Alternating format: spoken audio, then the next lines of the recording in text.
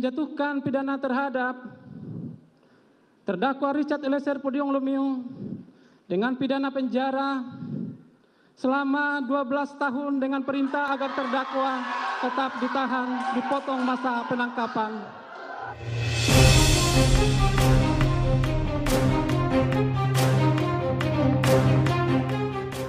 Dituntut 12 tahun penjara, ternyata ini yang memberatkan hukuman Baradae.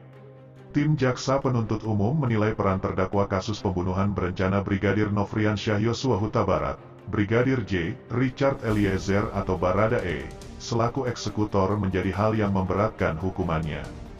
Hal-hal yang memberatkan terdakwa merupakan eksekutor yang mengakibatkan hilangnya nyawa korban Nofriansyah Yosua Huta Barat. Jaksa Penuntut Umum Paris Manalus saat membacakan tuntutan di hadapan Ketua Majelis Hakim Wahyu Iman Santoso, di Pengadilan Negeri Jakarta Selatan, Jakarta, Rabu, tanggal 18 Januari tahun 2023. Perbuatan tersebut mengakibatkan hilangnya nyawa Yosua dan menimbulkan duka terdalam bagi keluarga Yosua. Dalam persidangan, tim Jaksa Penuntut Umum memaparkan bahwa Richard Eliezer melakukan tembakan sebanyak 3-4 kali kepada Yosua setelah mendapatkan perintah dari Verdi Sambo. Richard Eliezer pun menyanggupi perintah Verdi Sambo untuk menembak Yosua ketika Verdi Sambo menanyakan kebersediaan Richard Eliezer saat mereka masih berada di rumah pribadi Verdi Sambo di Saguling, Jakarta Selatan. Hal tersebut diungkapkan oleh Jaksa Penuntut Umum di persidangan dan merupakan simpulan dari keterangan berbagai saksi dalam sejumlah persidangan sebelumnya. Perbuatan terdakwa menimbulkan keresahan, kegaduhan yang meluas di masyarakat, ucap Paris Manalu.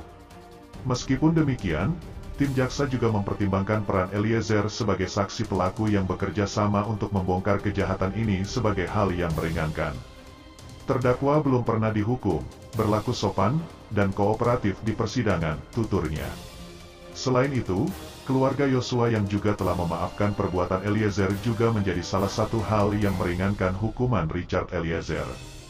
Terdakwa menyesali perbuatannya, serta perbuatan terdakwa telah dimaafkan oleh keluarga korban, kata Paris.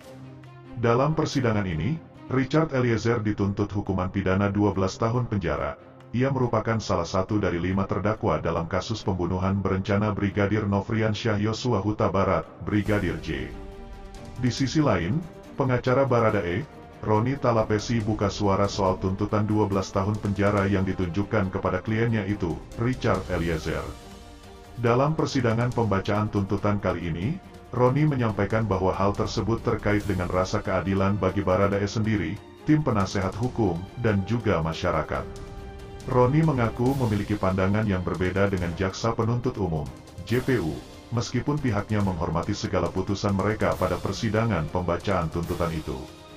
Apa yang disampaikan oleh Jaksa Penuntut Umum dalam tuntutan kami menghormati menghargai, tapi kami punya pandangan yang berbeda. Tentunya di dalam tuntutan yang dibacakan hari ini, beberapa poin kami membantah, ujar Roni Talapesi dikutip Metro Suara dari tayangan Kompas TV, Rabu, tanggal 18 Januari tahun 2023. Pihak Baradae membantah sejumlah poin yang ada dalam tuntutan.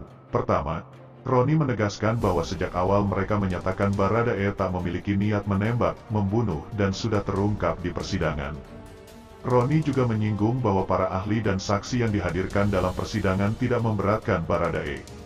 Kedua, Roni menilai bahwa jaksa justru tampak tak memperhatikan status Baradae sebagai justice kolaborator, JC, yang sudah mau kooperatif selama persidangan bergulir selama ini.